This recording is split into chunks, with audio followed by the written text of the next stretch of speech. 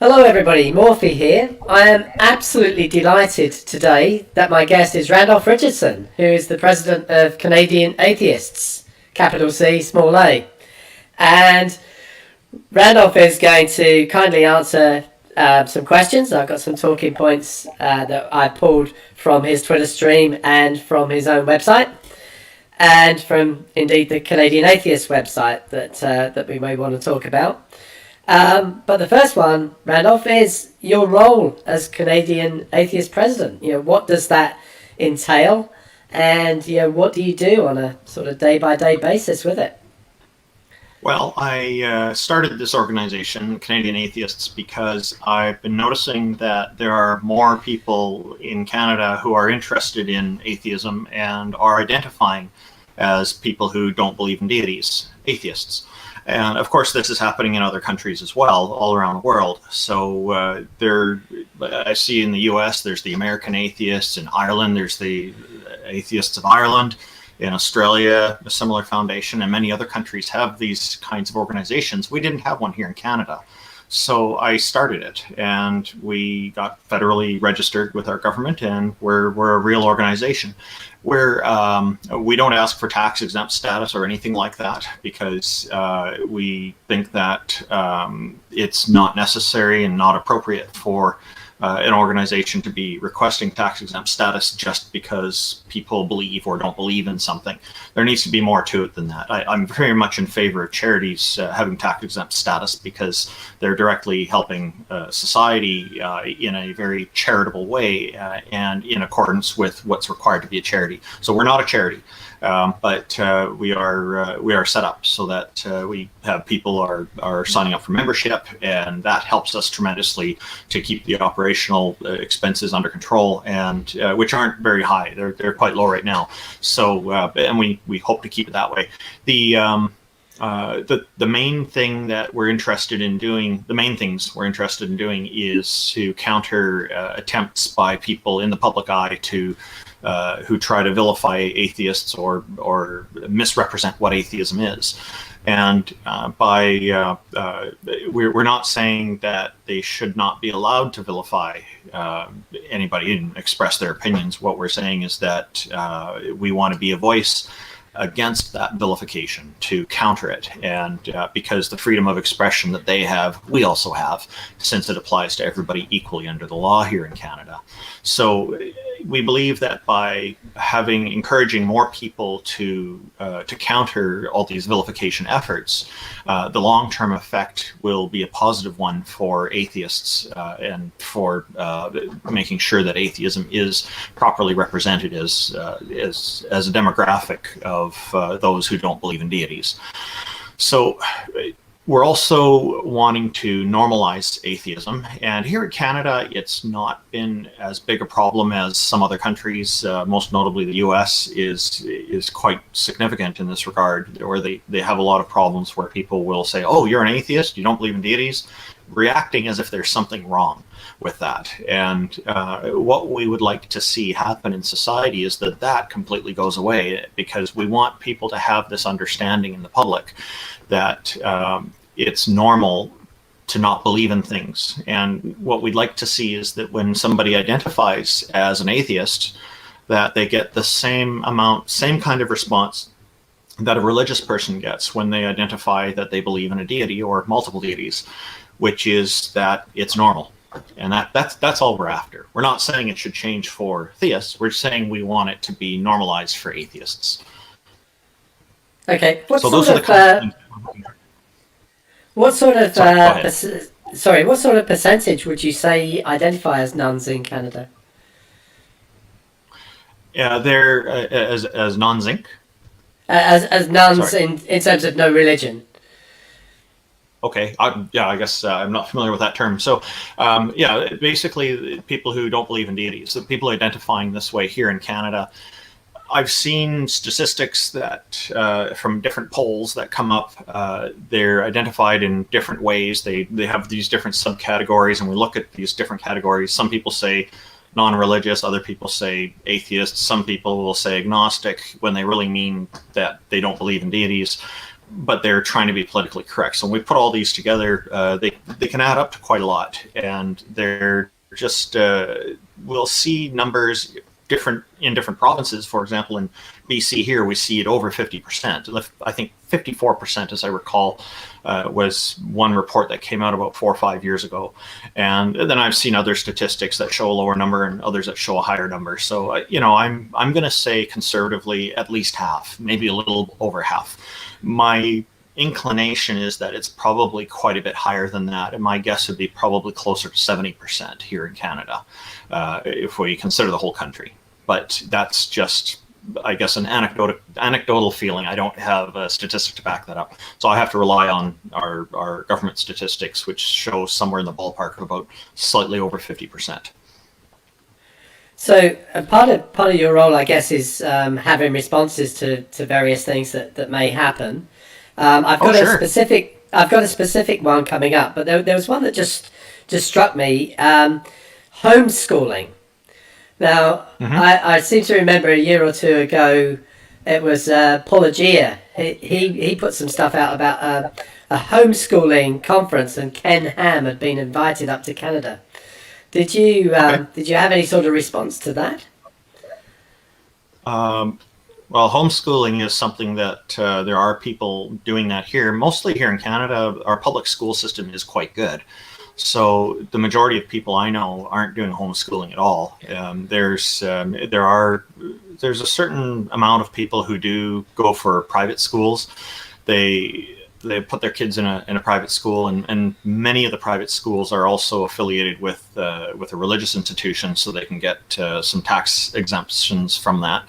So I actually don't have a problem with private schools having a tax exempt status. I don't think that they should be required to go to affiliate with a religion in order to do it. And if that were the case, then we would have probably a lot less religious schools and a lot more just general private schools.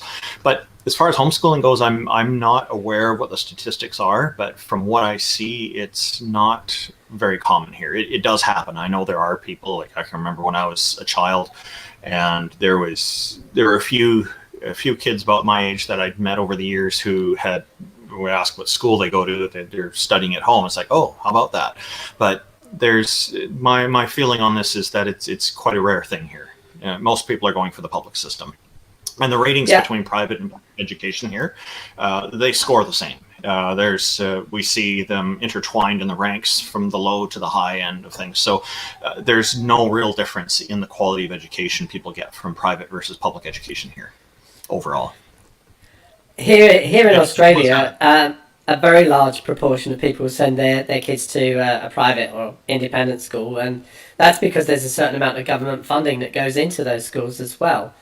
The theory in Australia is that everybody pays for education in their taxes, and therefore some tax money should go even if you decide to send your kid independent. And as you say, most of them have some sort of theological bent, but most of them, to be honest, are Anglican, and there's not, the religion is not overt in those sort of schools. It's not pushed onto the kids or forced down their throat like it might be in some schools. So I don't have too much of a problem there. But specifically with the sorry, how do they rate with? Do you know how they rate compared to public? Yeah, generally the top schools in league tables tend to be the independent schools. Oh, okay, that's interesting. Actually, here in WA, the top school is actually always a public school, but it's selective. It's highly selective because I know of children who are top scholars at their school who didn't actually manage to get into this school. So it's very, very highly selective. So that tends to be the top, and then after that, you would have a number of independent schools that come behind them in the tables. I wanted to get back specific. Sorry. I recognize, of course, that the quality of education is not just the school, though. It's very important to point out that it also has the quality of the teacher and the quality of the student. And sometimes it can be a matter of the student and the teacher may not get along, and that can be a big problem for the student's education. So I hope those kind of situations are rare. In Australia, as far as I know, they're quite rare here. So it boils down to the teacher has a lot to do with the quality of the education as well. So I specifically though wanted to talk about the homeschooling, because if somebody like Ken Ham is coming up, we know the sort of educational. I'm doing quote marks in the air here, but you can't see them. Okay. The sort of stuff that he would be trotting out as homeschooling material. And if children are homeschooled, should they not actually be following some sort of mandated curriculum rather than, so learning proper science when they're doing science and not learning his sort of creation science? Okay, well, here in Canada, we have official curriculum and we have provincial exams that are administered by our province. These things are handled at the provincial level, and for each province. And the standard requires that a number of different subjects be taught properly and in accordance with the curriculum that is officially presented by the province, by our government. And it is it's a matter of Canadian law that all kids must be educated, must go to school, they must be literate, they must be have basic competence in math, and which entails in the curriculum things like knowing how to count money and make sure they're getting the proper change and kind of things that are very important in life. And the science is definitely an important part of it. In fact, here in British Columbia, the province that I'm in, which is the westmost province in Canada, we, over the last 10 years or so, we've been gradually introducing more logic and critical thinking skills into the curriculum. So it's improving. So the homeschooling thing, the point about that is, even if they're homeschooling, the students still have to get these provincial exams, and they'll go into the public schools for this. So this is provided, and take the exam there. So if they're not learning the proper curriculum, then chances are they're probably going to have some trouble passing those exams. So it is, through implication, it's required that they learn these things properly. So these private schools, and I imagine it's probably exactly the same with people learning, getting homeschooled. If what's also being taught is creationism alongside science, which I think is bizarre, but it is, there seem to be a significant number of people who like that idea, then that could create some problems. But creationism is not something that's being tested for in our provincial exams, so that's just a bigger workload for the students, is how we kind of see it here. I think. I'm guessing in Australia there's a bit of a difference there with what's going on for you, huh? No, I was thinking more about somewhere like the United States, where I think if you were the president of American Atheists, I think we'd be having a very different conversation around that. One of the challenges I understand with the U.S. is that they have each of the states has a lot more autonomy, so they can do things to circumvent certain federal rules and regulations, and there seems to be a lot of people there who favor smaller government and having less government oversight and control on things. So here in Canada, our culture tends to be more fitting in line with kind of a federal approach to things. Like we have a federal department of elections called Elections Canada to make sure everybody has equal access to voting. In the U.S., they don't have anything like that. So I can see that in the U.S. there's probably quite a lot of variation from state to state. Yeah. So I imagine the conversation will be quite different with the American Atheists. Yeah. Yeah, I think so. There's a beautiful quote on your profile on Twitter, and I don't know if this quote is from your organization or from you yourself. It says, "Oppression anywhere is a threat to freedom everywhere." Those are my words. And they were inspired by Martin Luther King Jr., who had a somewhat different phrase on it, but a sort of similar meaning. So I have to give a huge amount of credit to Martin Luther King Jr. for having inspired me to come up with a variant of that. So, and I do believe that. I think we need to. I'm an advocate for freedom. So I don't like any kind of form of oppression where people are saying you have to do this, you can't say that, you must say this, and these sorts of things. Because I think if we're more free in society, people can think more freely and be more comfortable doing that and know that they're protected under the law to do that, and they're not going to get persecuted for having a certain belief or non-belief or whatever, that we will end up with a better society in the end. And what this gets at is, if people can have disputes in public over their ideas and have strong arguments about things and say honestly what they think about the other person's ideas, then we have a much greater opportunity to find more progress, which helps everybody in the long run. So freedom is an essential thing for our long-term survival, the way I see it. Yeah, I think I wrote that down because I agree with it so wholeheartely. One of the things I've I appreciate that. I'm so glad you brought it up. It's because it's important to me. One of the things I've ranted about in a couple of my sort of earlier videos is we have an organisation. I don't know if it's just an Australian organisation, but I see them on the news sometimes. They're called Open Doors, and they're a Christian organisation. And they go on and on and on about parts of the world where Christians are being persecuted. Obviously, most of those are Muslim-type countries. But they never mention the fact that in those countries, members of the LGBTQI community are being persecuted. They never mention that non-believers are persecuted. And to me, we should be standing up for all persecution against any group, for whatever reason. I think what you've said here summarises that nicely in a sentence. And I often give a shout out to Armin Navabi, who to me seems to be the only guy who actually puts his body on the line, gets out there and will actually, put himself in dangerous situations to fight for the rights of anybody being oppressed, no matter what they're being oppressed for. I think he's very good at getting under people's skin to really get the issues out. He does that very effectively. He used to live here in my city, and I've had chats face-to-face with him. We've gone to events and had nice long chats on the way to these events together. He's a very nice guy. I like him a lot. He's also very busy because he's running the Atheist Republic, which is an organization that's doing extremely well. So I do like him very much.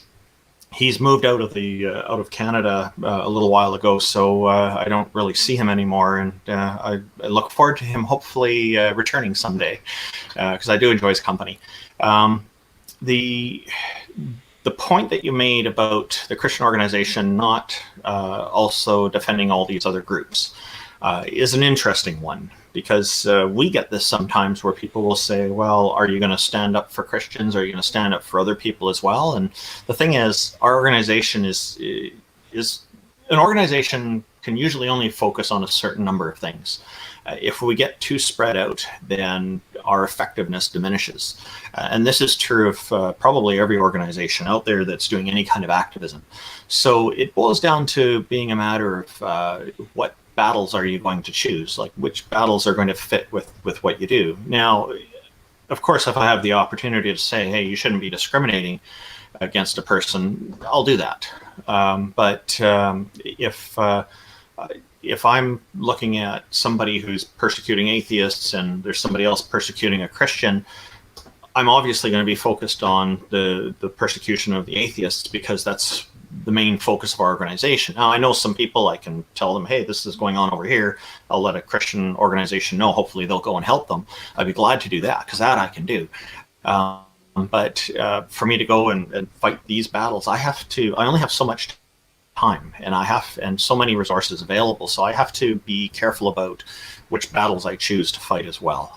It's a tough one, because we want to try to save the world. We want to try to help everybody, but realistically, we have to try to select. We have to select things, unfortunately, and we can't always be everywhere at once. That's a really good point. I'm just going to finish this section, as I often do, with a sort of more light-hearted comment. But I saw a comment from Steve McRae, we'll come to him later, that you're a leader in the atheist community, and you said you like to think yourself more of a facilitator. And I'm just going to put it to you that, as an atheist, you just want to sin and you want to facilitate other people being able to sin. What would you say to that? Well, first of all, it sounds like somebody's making an assumption about me, and they have an idea, of course, what is a sin. To me, here in Canada, sin is an acronym for social insurance number, which is sort of a social security number in the U.S. But I know what they mean. They mean it's doing something bad against their belief system. And I think where they're really going wrong is that they're making this assumption about atheists without actually finding out from atheists what is really the case. If their idea of sin includes some violent actions or maybe an act of theft or something like that, then obviously that's wrong, because the majority of atheists are just normal people, like the majority of theists are normal people who aren't doing these things. Our motivations are all over the board. It's really hard to pinpoint it with atheists, because the only thing that really binds us together, the only thing that we have in common as atheists, is that we don't believe in deities. Everything else is incidental. Everything else is all over. The variation is everywhere. There are plenty of good people in the world who are theists, and plenty of good people in the world who are atheists. There are also bad people in both camps, and there are many people in between that we really have no idea how good or how bad they are as people. And I'm using the term good and bad very loosely, because it is subjective. It is not, I don't have this view that there's objective morality. If you want, people will point out what's an example of some atheist who I think is bad is a fellow named Craig Hicks, who recently in the U.S., I think it was last year or the year before, he was publicly doing a lot of anti-theistic kind of commentary about different religions on Facebook, apparently, and he had some pretty strong views against Christianity and Islam and a number of other religions. And so he ended up in some kind of a parking dispute and shot 3 young Muslim girls, and he's gone to prison for murder. Now, I've noticed that people are sometimes falsely saying, oh, well, he's just following atheist doctrine. Well, there is no atheist doctrine. I haven't seen one. I'm not aware of any. And from a classificational standpoint, how could there be any? So I think what he's done is abhorrent. It's terrible. But I understand that what he's done is not in the name of atheism, because first of all, he's said it's not in the name of atheism. It's been established that it was because he was frustrated with a parking problem, parking his vehicles, and parking spot dispute. And then the other thing is there's nothing in atheism that instructs people to do anything at all. It's like color. Color is a classification.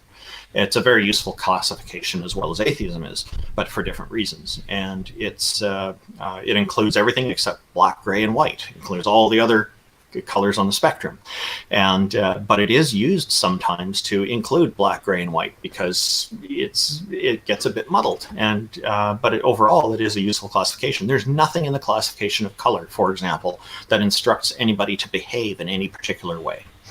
And the same thing goes with atheism. There's nothing there saying we need to behave in a particular way.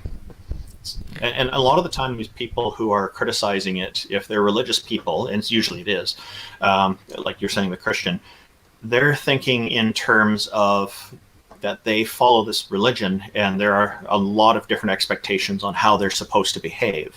And so I think where they go wrong is in assuming that atheism is the same kind of thing, and it really isn't. And they're thinking that there must be some kind of set of rules that and expectations that atheists follow, but really we don't. It's we make up our own minds on things, or we find a set of rules that make sense for us and we follow that. It really depends on I bet if you talk to different atheists about this, you're going to get all kinds of different answers. Okay, Randolph. So one of the responses I know that you wrote in your role as the president of Canadian Atheists was an article by Charles Lewis, which was entitled "Religious Liberty is Fading Fast." Now, my take on this was just some sort of huge persecution complex on the part of the author, but I'd like to have your sort of take on it. Yeah, I did respond, and in essence, I pointed out that religious liberty is not fading in Canada because it is protected under our Charter of Rights and Freedoms, that people are free to have to associate with groups. They're free to follow a religion. They're free to have an opinion. All these things are protected, and in fact, and that's Section 2, Section 15 of our Charter of Rights and Freedoms. This is part of our Constitution, by the way, in Canada. It is. It prevents, it disallows discrimination based on a number of things in general, but they cite a few examples of a number of things, including race, sex, the sexual orientation is definitely included in that, religious affiliation, and a number of other things. So if they're claiming that their religious liberties are fading, they certainly don't have evidence of that because the Charter says otherwise, and the Charter is actively upheld in our courts.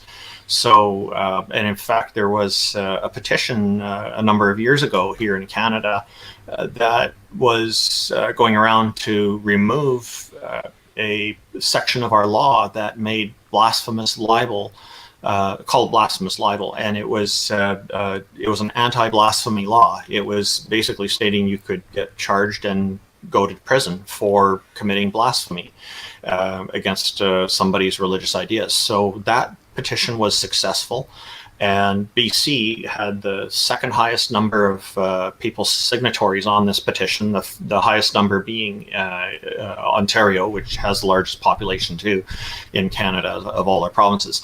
And the laws, it went and got passed, it got royal assent, and that anti-blasphemy law is removed from our criminal code. So it is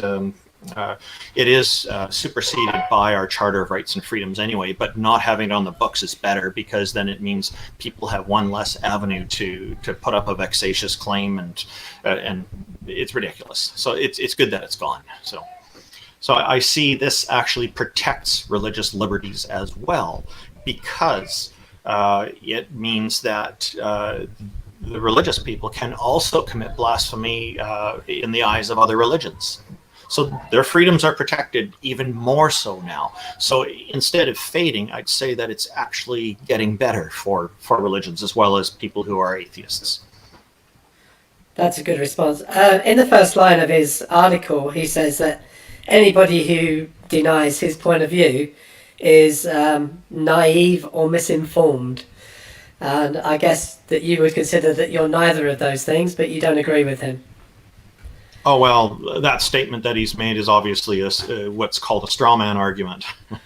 So, you're going to write an article, you're going to put out an idea, and then you're going to put a bunch of conditions right at the beginning that say, I'm telling you how you think. Of course he's going to get challenged. This is Canada. It's a bit like the bits in the Bible that say that there'll be people that don't accept your wild claims. Yeah, again, the straw man, right? So yes, straw men been going for thousands of years. Or I've seen some people online write about straw women as well. I guess the equality is very important. Straw person. Okay, now we're getting politically correct. Okay, Randolph, the next thing on my list is something I've seen you tweet about and speak about quite often, which is about atheists being out and open. Obviously, if it's safe for them to be so. We've all seen situations with very religious parents and things who might throw a kid out of their homes. But being out and open when you can. And this actually fits quite nicely with my story and where I come from, because I've actually been an atheist all my life. There's never a time that I believed in any sort of deity. Me too. But until relatively recently, I'd say the last 5 or 6 years, I just thought, religious people were a bit nuts, and I just ignored them and rolled my eyes and so on. And then, an event happened. I won't go too much into the event, but it was just a situation where I saw children just being directly lied to, being told things that I knew were not true on a religious basis, and it really upset me.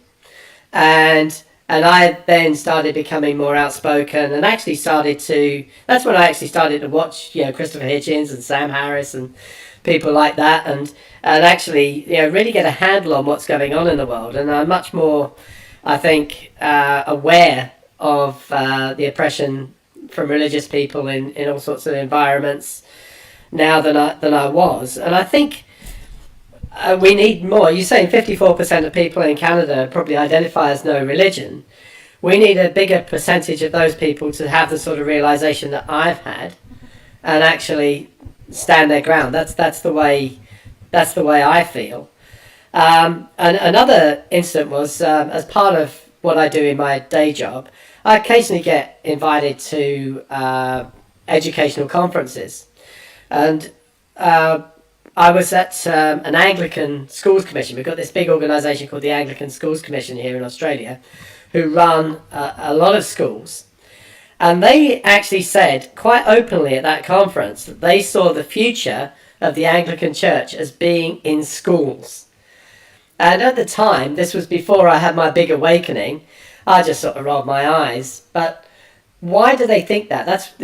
I come back to that incident now, and I think to myself, they think that because they're trying to get the religion into the kids before they reach the age of reason. And, Okay. Well, let you take that from there. First of all, I just want to touch on a point that you made early on in that, is that you mentioned about noticing some religious people are crazy. Just for the audience, I want to clarify that I think most religious people are not crazy. No, I think that too now. I think that too now. I want to be clear. Yeah. Okay, yeah. Yeah. I just thought we should clarify, because I didn't know how it might get received. Because I do think there are some crazy people out there. And remember, I mentioned Craig Hicks earlier, probably would be considered to be a nutcase, right? But there's the majority of people, I think, are okay.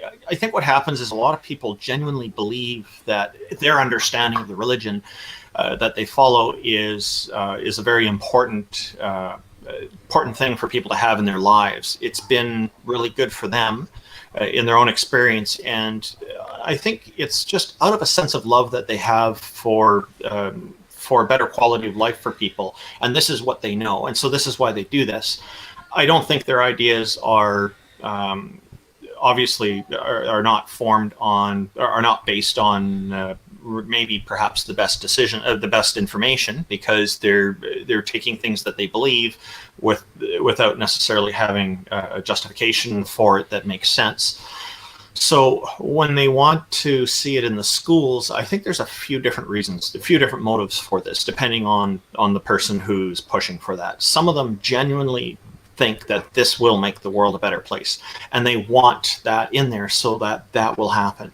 And then there are others who want control and this kind of influence, and they can maneuver their way of imposing on society through religion. So they want more religion because it'll make it easier for them to do this. There are also others who genuinely believe that the only way we can achieve world peace is if everybody is part of the same religion. So for them, that's their motive, and their step is to get that in there. And they know full well that it's much more difficult to get adults into a religion than it is to get children into it. And they're right, because to get children into something, they will go along with the adults who rule their world, because they're trying to impress the adults who they look up to. So children tend to copy them and go along with what they say.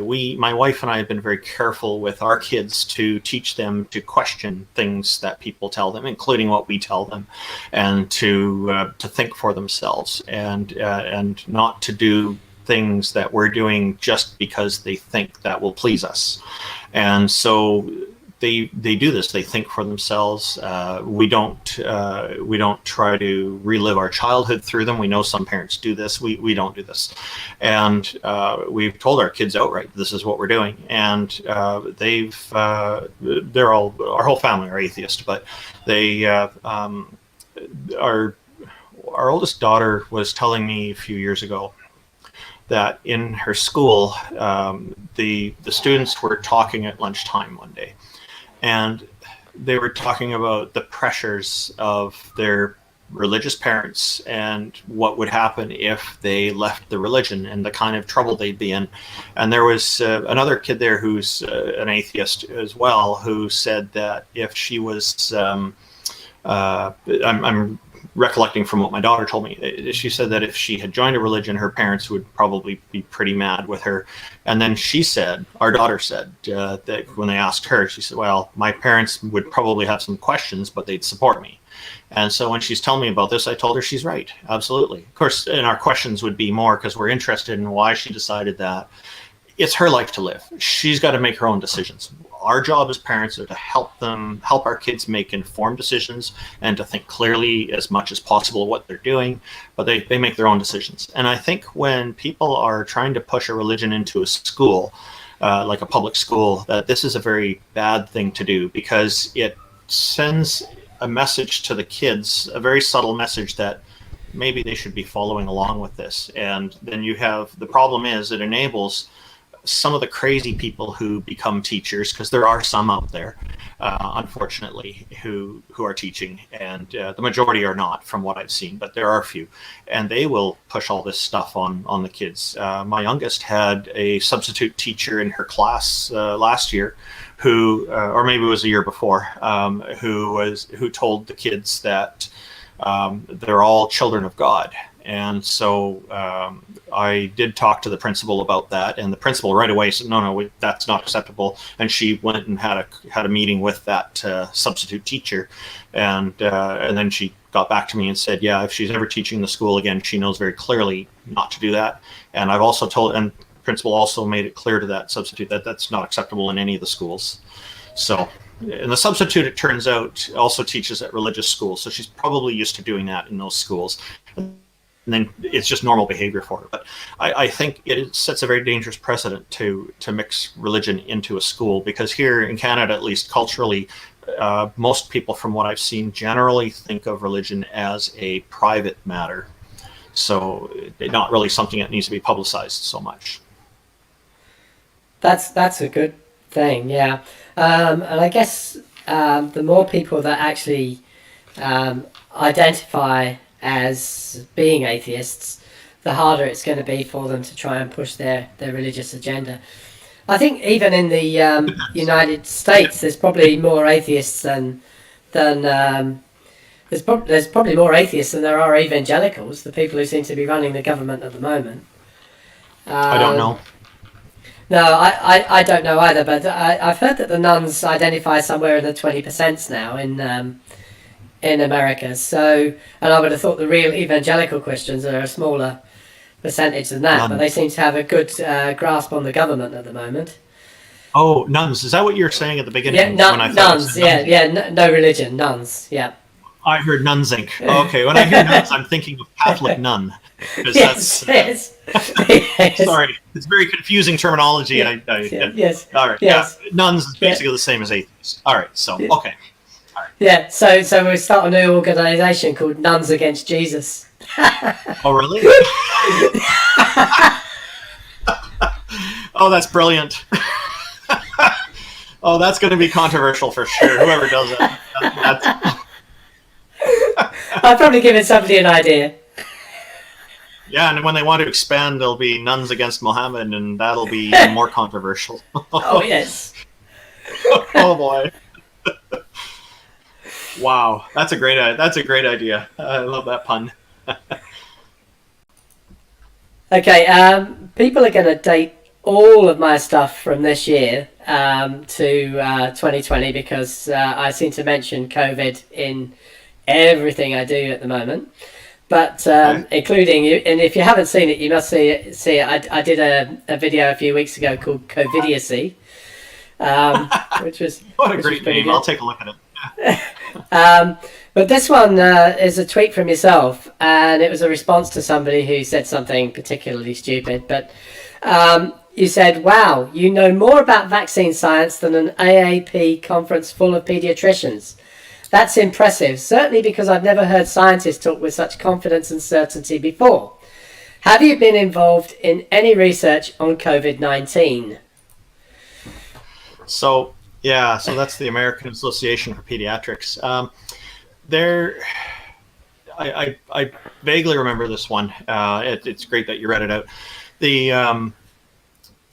What I was alluding to there was that what scientists who talk about these things usually will talk in terms of, I suspect that it works this way, or it appears that, or it seems that the research points in this direction.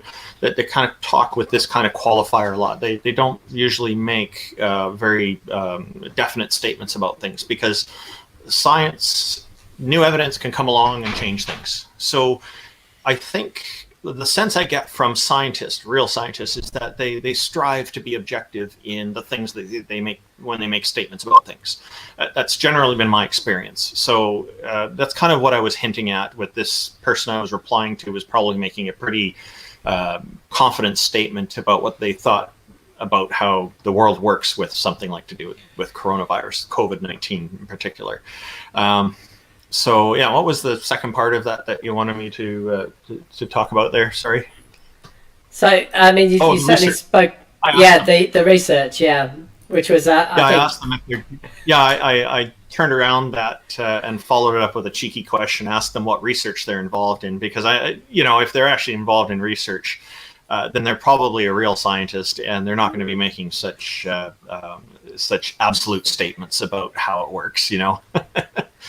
So, I think they might have been involved in research on 5G towers and how they're the real cause. So. Oh, I work in computer networking, and I'm not buying it. It's the amount of conspiracies that I've seen about this, and it's right what you say, that all these people seem to make absolutely definite statements about things, whereas scientists hedge. If you see a scientist talking about climate change, they'll talk within error bars or percentages, or this is likely to happen within this frame of time, and that sort of stuff. And I've noticed, I've noticed Sam Harris many years ago was talking about being at a conference, and that he was explaining to somebody that at these scientific conferences that people normally aren't like this at all. They're normally just like arrogant or very sure of what's going on. They're usually talking about, I think the example he gave was something along the lines of, a scientist will say, okay, here's an area that I've studied, etc., and this is what I think, but there's somebody else over here who knows a lot more about it than I do. Talk to them and you'll probably get even more information, and they probably will have a better idea than me. And this kind of thing goes along a lot in these conferences. That's what Sam Harris was saying. And I thought, that sounded quite reasonable too. So, have you seen the Flat Earther movie on Netflix? I think it's called Behind the Curve. There's a movie? Yeah, there is. You must watch it, because they do all these experiments. There's this one bit, I'll describe it. They've got themselves a gyroscope from an aircraft. So one of these big electronic gyroscopes. And they say, well, when we turn this on, if the Earth is spherical and rotating, then in an hour it's going to precess 15 degrees. Yeah, just a simple 360 divided by 24. It's going to precess 15 degrees.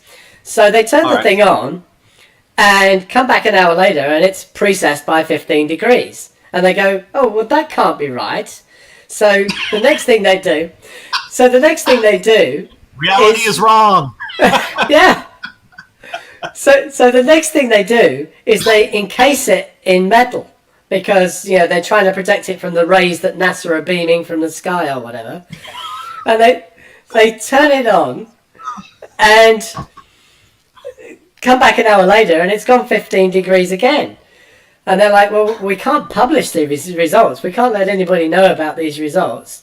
The next thing, they never got around to this in the movie, but the next thing, they were going to create a cage out of bismuth to try and protect their gyroscope. It's just like they won't even accept the results of their own experiments. It's crazy. Well, you gotta give them credit for getting the execution correct.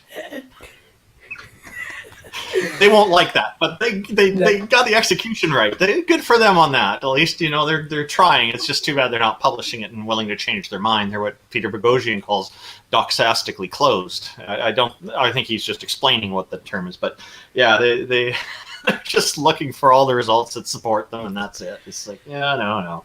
Yeah, you need to be willing to change your mind if you're doing real science. But flat Earth, I've often said that I suspect that about half the flat earthers are just pranksters joking around, and the other half really are serious. The problem that I have is I've not been able to tell those two groups apart.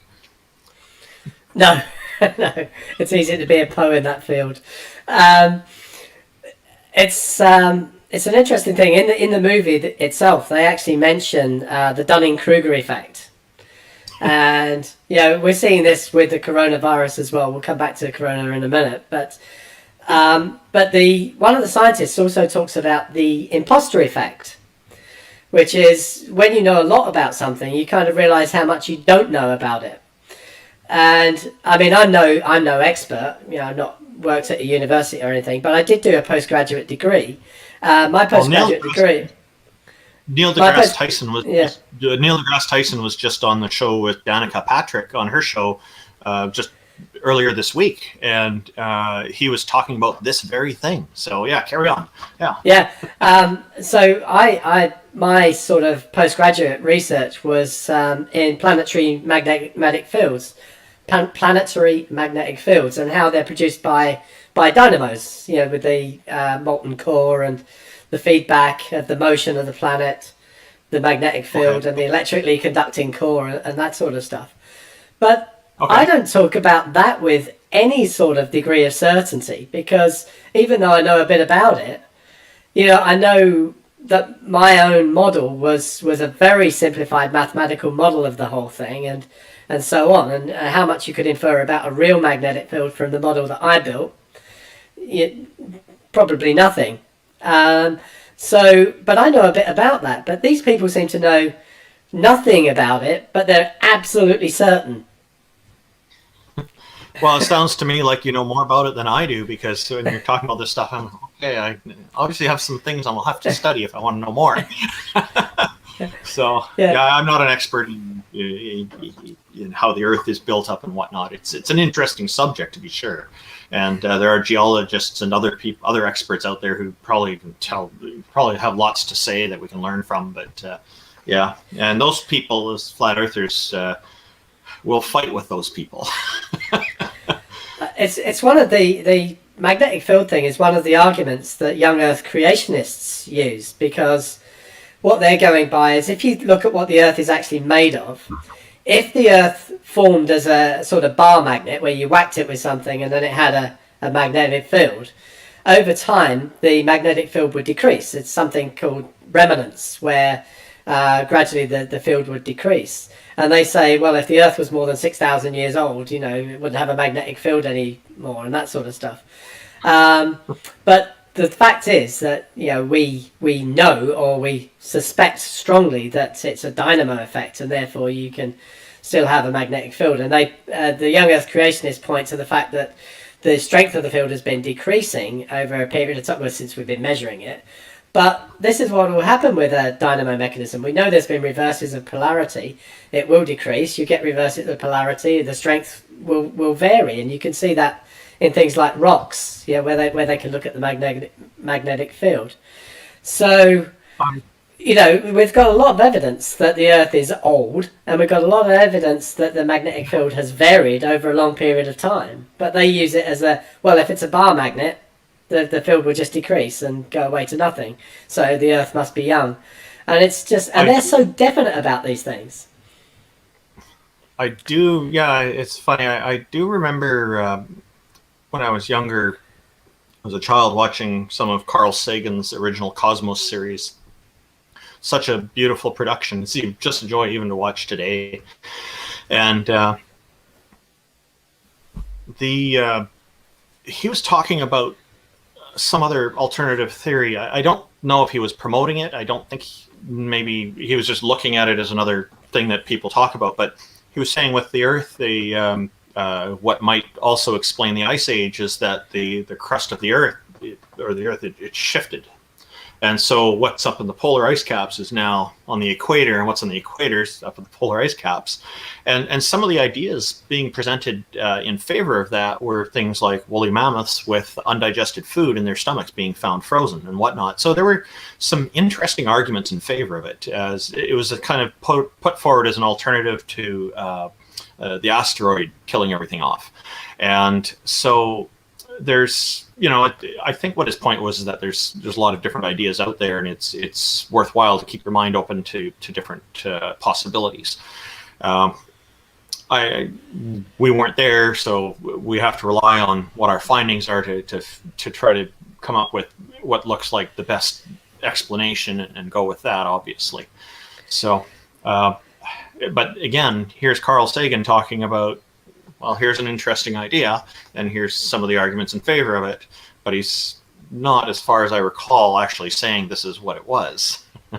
So yeah, it's interesting. That's the big difference in the attitude. The attitude is very different. And it's interesting. Oh, sorry. Go ahead. Yeah, it's interesting that you mentioned that we weren't there, and of course that's Ken Ham's line, isn't it? We weren't there. And I don't know if you've seen that Jackson Wheat and R.J. Downard have written a book, and it's called "The Rocks Were There." Oh yeah, and then there's people out there saying all rocks are atheists, and other people say, how can they be atheists? This is just a go on and on. It's almost like a script from Douglas Adams, the way it comes out. Yeah, Peter Boghossian was talking about critical thinking, and I was just about to mention about attitude there.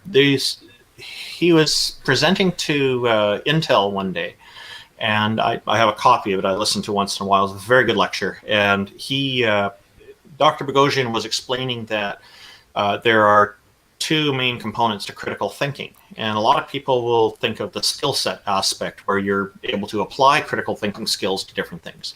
But he said the other part of it that's often overlooked is the attitudinal component, which is, are you willing to change your mind and change your views if you're presented with reliable information?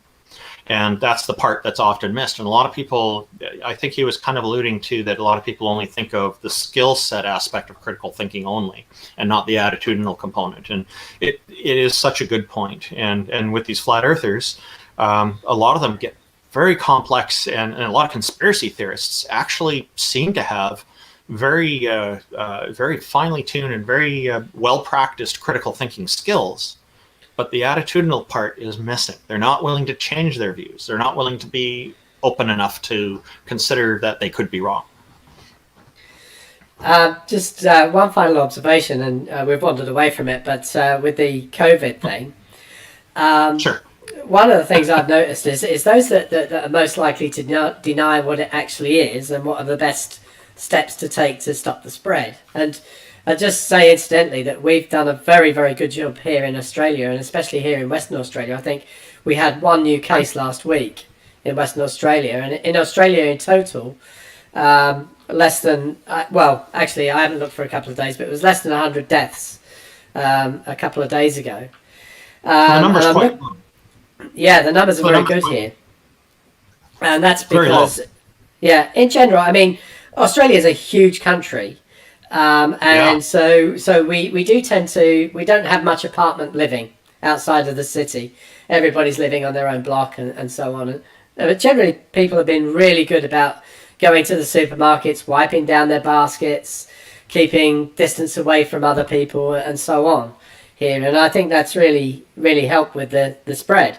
And I see the complete opposite happening in some parts of America, where they're all out there standing shoulder to shoulder, protesting against having their liberties infringed because they can't go and get a haircut. And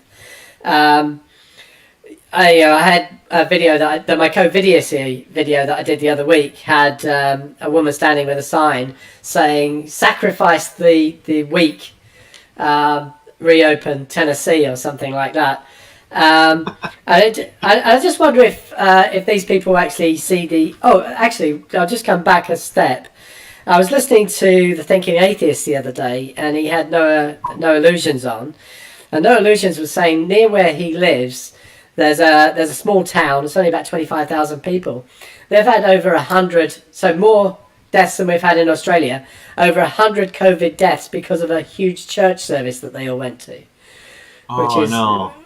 And when you think about it, these people are behaving like this, and yet they're supposedly pro-lifers. Yeah, I don't think they'll connect the dots. The irony is lost on them. I think, like here in Canada, what we do is our politicians, of course, they get up and introduce the subject, and they talk just very briefly about it, just give a very brief overview, and then they say, okay, here our Department of Health minister has all these qualifications. They don't need to say the qualifications, but our health ministers are all properly qualified and to do those jobs. So they have them come up and they have these medical experts talk and explain to the public what needs to be done, what procedures we should follow, and how serious this is, and whatnot. And they even talk about the future potential for vaccines and on and on. And then people ask them, the media will ask them questions, and they're asking the health experts directly. And then the health experts are doing that. If it's about policy, then they ask the politicians, but otherwise they're asking the health experts. So things are pretty well focused here. And what I'm seeing is the vast majority of people here are are voluntarily going along with these procedures. So we don't have a lockdown situation. We have voluntary isolation, which is working very well. We haven't had a problem where, as far as I know, where our government has to go in and take entire areas and lock people down. I'm very glad about that, because that's a much nicer way to go and a lot less problems for everybody. We've had deaths here too in Canada. It's unfortunate, but I believe our numbers are fairly low as well. And I'm very happy that Australia is going well, and I would really love to see things go this way in the US. And if anybody is in a country where things aren't being communicated properly by your government on the coronavirus and COVID-19, feel free to tune into cbc.ca. That's our government-run radio and television network, where there's no commercials, and they have the news on the hour, and they're talking about these different issues, and you'll be able to find the information you need there. And I'm sure there's other resources as well that are very good out there also. That's great. I'll talk about why. So, Randolph, one of the things I've seen just recently on Twitter is a lot of backwards and forwards between yourself and Steve McRae on certain issues. I know that you're looking to get a debate going with him. I'm looking forward to seeing that when you finally get it to happen. But my point is, I mean, I've had a few interactions with Steve, and they've always been very cordial and nice, actually. But then I don't go out of my way to... Yeah, I don't always go out of my way to antagonize him about his trigger points. And let me just preamble this bit a little bit. You know, I look at things that's happening in the world. You know, we've had all the stuff with the Catholic Church and the paedophile priests, and if anything can be even worse than that, I was listening to Veritas Voices with Lilith and Rene the other day. And Lilith reminded me of something I knew about, which was the Catholics going into Africa and telling them that using condoms would actually increase the spread of AIDS and things like that. We've got all the COVID stuff, and it's largely the religious right that are out there on the streets wanting to get rid of social distancing and all this sort of stuff. We see persecution in the Muslim world. Just the other day, I actually came across something about a humanist in one of the African Muslim states who's now under fear for his life. He's been arrested. An atheist. An atheist. An atheist. I come across these things all the time. Terrible situation. I feel awful about it. There was I had something up on my phone there, but it's disappeared. Another situation that I came across just this morning. But we know that these things are going on all around the world. And what gets me is that, with all of those of us who are nuns against Jesus, all of those who are nuns. I think that we should be standing together to fight against these types of things. And it seems to me that Steve wants to plant his flag on the hill of the correct definition of atheism. And he's got another hill where he wants to plant his flag about who's got the burden of proof. And he's causing lots of fights with other atheists. I've seen him, backwards and forwards with yourself. I've seen him backwards and forwards with Aaron Ra, writing huge blog posts about these things. And it just beggars belief that you've got such atrocities going on in the world where we should be standing shoulder to shoulder and saying that's not on. And he wants to plant his flag in those particular places. What's your take on that? Okay, well, remember I talked about picking our battles, right? So, but first of all, I'll point out that he actually approached me. And he approached with this idea that we have a conversation where he will educate me on what atheism is. I've used air quotes around educate there. And so obviously I took that as an obvious challenge for debate because I've been promoting atheism in a certain way as a classification of absence of belief in deities. So what I did is I told him that I will be glad to speak with him on this topic because I see this as an opportunity to engage in the free exchange of ideas, as I like to call it, and bring up some more awareness on this matter. He then wanted to try to bring in a moderator, and I said, and it would all be on his channel where he has control of the mute button and whatnot. And I responded to him that I will only do this with him on neutral ground. So I suggested modern day debate. He didn't want to do that platform. And then, and he said he's not going to be on that platform anymore ever again or something to that effect. So I thought, okay. And then Jay from the Nevermore Tavern posted publicly that he, with both of us tagged in, that he'd be willing to facilitate the debate. And I've seen Jay, the host of the Nevermore Tavern, with atheist pastor and Darth Dawkins going as Duncan Atheism, and that's his new name. And he handled it, I think, very well. He was impartial, he was fair, and so I feel quite comfortable with him being able to provide that neutral ground. And Steve, of course, replied before I could that he'd be okay with that. So I thought, okay, this is good. So we then tried to figure out what the topic will be, and he suggested, because people were thinking, oh, you're going to debate about the definition of atheism, because that's what everybody thinks right away, and that's a fair thing to conclude, because that is really what the subject ultimately is. And he said he wants the topic to be the logic and epistemology of atheism. So I agreed to that, and I clarified the understanding of epistemology being knowledge and understanding and so on. And so that seemed to be okay. He went along with that, and so now we're just trying to get the date and time settled. And in the meantime, he wants me to cite all my sources beforehand. And I told him, now this is a new requirement you're putting on here, and I reject that. And so he posts up his sources and says, oh, now it's only fair that you present yours. And I said, no, I didn't agree to that. I'm not interested in pre-debate. If there's a need for sources when we are having our conversation/debate, then we can go over it at that time. I can present it then. But I'm not going to allow you to control the layout of the battlefield.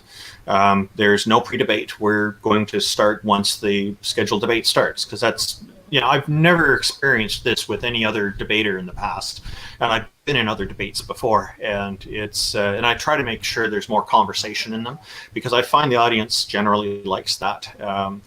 My intention going in with this is to engage with him first on things that we both agree on. We both obviously are thinking the Earth is spherical, not flat, generally spherical, and so we'll probably have a few things to enjoy and laugh about with the flat earthers, I'd hope. We're both opposed to the Catholic Church's mishandling of the child sex abuse epidemic among their clergy, and I call it an epidemic because it is of epidemic proportions in my view. And so, and I would like to try to find other points of agreement that we have, and then that way I feel like this is a good way to start, because it'll set a very nice, friendly and cordial and hopefully constructive kind of tone. So then we can start talking about our different ideas on things that we disagree on. And I think this kind of approach is what I'm hoping will go very well. And so that's how I envision it playing out. So, because he's put a lot of time over the years into his view on what atheism should be. And for me, I'm looking at it like, there's a lot of different ways people will use the term. It is a polysemous word. And so the one thing that all of these variations have in common is this one characteristic of absence of belief in deities. That's supported by the etymology. It's the history. That's supported by the linguistic structure. The A meaning absent or without, followed by theism, so it's a prefix. And there's other aspects as well. There's common usage. We see a lot of people using it this way. And there are some famous atheists. You mentioned Matt Dillahunty and Aaron Ra are using it this way. David Silverman, when he was president of American Atheists, was doing the same thing. And there's others out there as well. The Atheism Ireland is also promoting it in that way. And as far as I know, the Australian one does as well. And then there's other groups also. So I don't think that I'm wrong, but I'm interested to discuss it with him and see where it goes. Now, as far as what hill a person wants to die on, which battles they want to choose, I think, again, we get down to what battles are important. And the reason that I'm willing to discuss this topic with people publicly is that, and engage and even debate a little bit, is because it is essential to the core of what we do. We are trying to ensure atheism is normalized. And so part of doing that is to say, hey, look, atheism is just not believing in deities, which is what it is. And we're trying to make sure that it's clearly understood that this is what it is, so that it's easier for people to say, hey, I'm this.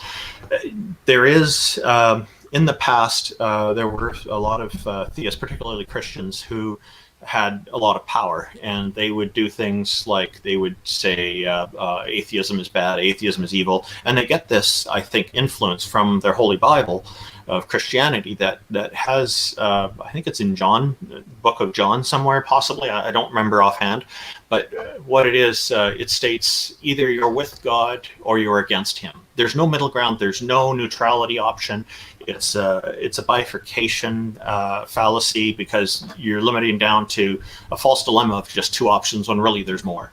And so this kind of edict, this kind of passage in the Bible does unfortunately promote bifurcated thinking, an incomplete way of looking at things.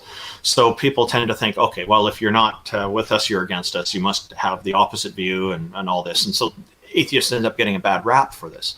Today, what's happened now, because we have all our freedoms protected, and we don't have people like Thomas Aquinas going around prescribing, trying to encourage governments to issue death penalties for atheists. We now, when we see this kind of stuff, people saying that we're taking a position we're not taking, we're saying, look, we're sick and tired of this. The history, it hasn't gone well for people, and now we can speak up. Stop telling us that we hold a position when we don't hold it.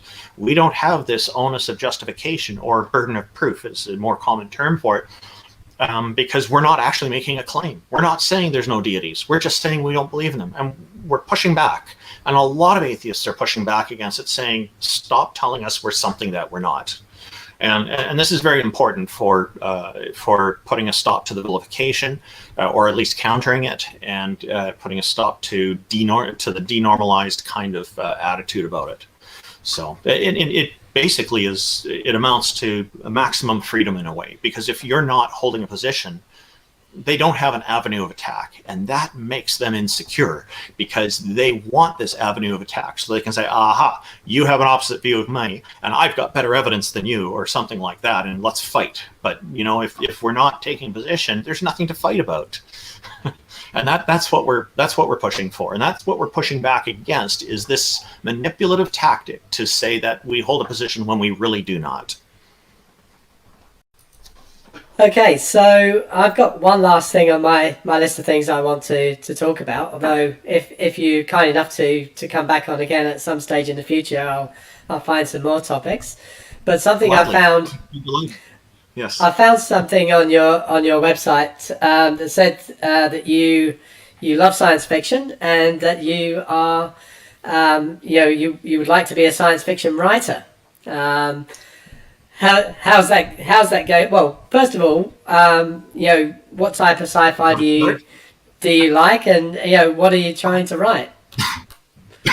Okay, so I really enjoy Star Trek, particularly the original series and the Next Generation, and now I'm finding that I have no choice but to add Picard to that series, to that list. Those are my three favorite series. They're wonderful. No giveaways, because I'm waiting for the whole thing to come down before I watch it, and I'm okay. With you on the whole Star Trek. Amen. I'm not going to spoil anything. I'm just talking about that I like it. The really great thing about the original series was they introduced new concepts that were brand big and new in science fiction. Gene Roddenberry, the creator, was really great this way.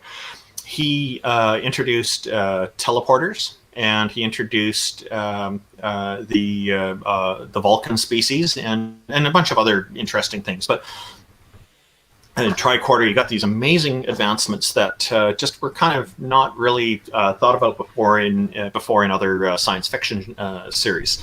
So these were new and exciting ideas that really made it a lot easier for writers to provide a lot more flexibility for the writers. So you didn't have to worry about having a whole bunch of drama while they're taking the shuttlecraft down to the planet and back. The teleporters did it all instantly, so you could focus more on the ideas. It was wonderful.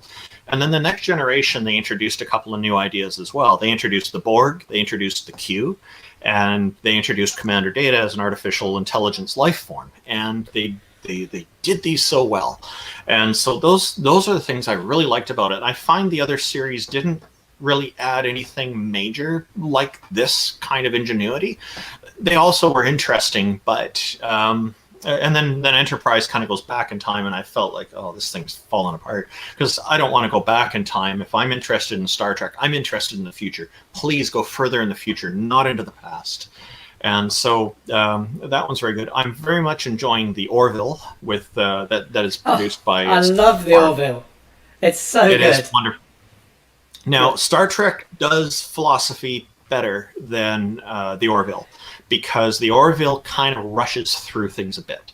And I would like it if they would, like, you look at Captain Picard, he would be very careful in thinking about what he's going to do. And they try to consider the different possible outcomes and all this kind of stuff, which to me is really good philosophy in science fiction writing. And the Orville, they do this to a degree, but they kind of rush through the decisions a little bit. They've got all the answers and forward they go. I would like to see them pontificate more on the decisions they're making. Other than that, that's really the only kind of downward comment I have about the Orville. Everything else about it, I love it. It's such a fantastic show. And so much of it reminds me of the Next Generation of Star Trek. It's just, they've done a beautiful job with production quality on it and everything, and so we're really looking forward to the third season coming out. Star Wars is one that definitely needs mention. I see it as better for action than for philosophy and dialogue, and I really enjoy it too. So, and there's other things I've enjoyed about science fiction, but those are kind of the main things I'm more of a Star Trek Orville kind of leaning toward those more for me. So, and you're saying you like the Orville a lot. Yeah, have anything to say about that? I'm a Trek rather than Wars person. A little while ago, somebody asked me the question, if an alien came down to earth and asked you what order they should watch the Star Wars films in, I said they should watch 4, 5, and 6 and then forget it. So yeah, that's something that confused me when I was younger about Star Wars, is that the movies weren't released in order. It was it's kind of made it hard to follow when you're a kid, but it was still fun to watch. I really liked it. So yeah. What about sci-fi writers? Do you read any sci-fi? So I've not read much sci-fi. I've mostly been watching on the TV or listening on the radio. The problem for me is I don't always have enough time to read. There's just so much stuff that I want to read, and so I tend to go more for the technical stuff and less for the sci-fi stuff. But you did touch on earlier about you're curious about some of the science fiction that I'm interested in writing, and I think I started back when I was just a kid in elementary school. I had this idea before the internet, there was something called a BBS, a bulletin board system, where people would hook their computers up to the phone line with what's called a modem, and they would dial out and call up and connect to another computer system. And there were some computer systems, some BBSs that had multiple phone lines, so they would provide functions where you could interact live with other users by typing messages back and forth. So it was not nearly as fast as what we have today on the internet, but it didn't have all the graphics. You just had text only mostly, but the content of what people were writing was important. And there were a few games that were put on. They put ASCII art to draw pictures of a deck of cards or a maze that you're in, or a game board. So that was kind of neat. But this inspired me to I wanted to create a multi-user game, and that would be working with multiple users. And then I started writing backstory for this game, and I got really carried away. I've probably got enough to fill almost 8 or 9 books full, I guess, novels full. But it's kind of all over the place. I have to put stuff together and get it better organized. But part of it, there's 250 different species. May end up being plus or minus a few in the end, but that's approximate. And then there's the species. One thing that bothers me about something I see in science fiction quite a lot is the word races will be used instead of species. So we have the human species, and we have this folk idea of different races. And it does factor in because it's useful in identifying. It's useful in identifying a character in a story, and identifying some of the troubles they're having if they do encounter racism and things like that, because racism comes in a lot of different forms. So we've got a lot of opportunity for writing different things there. But I also add more to this. Each species, there's different numbers of races. Some of them don't have different races. They're all the same color, same complexion and color. And there's some that have different ways of identifying race rather than just this color of their skin or their coat. They have, or their fur. They have maybe some horns or something else that identifies it, or a different number of digits on their foot or their hand or something. So there's also another big one that I put in there is the number of sexes in these species. So the human species has 2 sexes, male and female, traditionally. And then there are some species that have 5 or 7 or 11 different sexes and whatnot. So it goes on like that. And this adds quite a bit to it as well. And then there's different rules of procreation. But I don't get really detailed into all that, but I do have the notes on all these different things so that I can carry on. So the story starts out with one of the species that has 1 leg, and it bounces around instead of walking like we have with 2 legs. And there's an interplanetary war between their 2 races, which are from the horns. They identify the races. And the way it works is when there's 3 sexes, and the way they procreate is if 2 of them are the same race, their offspring will be the same race. Otherwise, it's unpredictable. So they're very strongly on this. So there's obviously some cultural issues here because racism became a very important thing in their history, unfortunately. And so I get into some of the problems with that. But in their interplanetary war, what happens is one of the planets gets blown up by mistake from a weapon. And so they now have to survive, and then there's a chunk of rock 3 times the length of Canada goes through space and lands on another planet, becomes part of all this. So there's quite a lot in there, but they end up having to figure out how to survive, and they go in a military base with stasis chambers and stuff like that to get through space. But this is just how it begins. There's a lot more to it than this, and there's a lot of different plot lines involved in this, and this is just the start of one of them. So. Okay, if I could just make an observation that if you get this written and let's say it's not successful, I think, and this is a really novel idea, completely new idea. If it's not successful, I still think you could end up making a lot of money out of it by turning it into a religion. I don't think anybody's ever done that before. I don't want to start a religion. That's the last thing I want to do. I know you jest. That's hilarious. But yeah. No, the science fiction aspect. There are some species that have histories on their planets with religion, and there's others that none at all. And and I do cover religion a little bit in the story, but not a lot.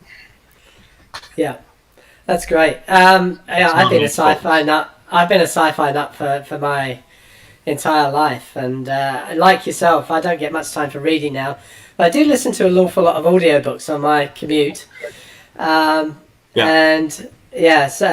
sometimes I delve back into science fiction.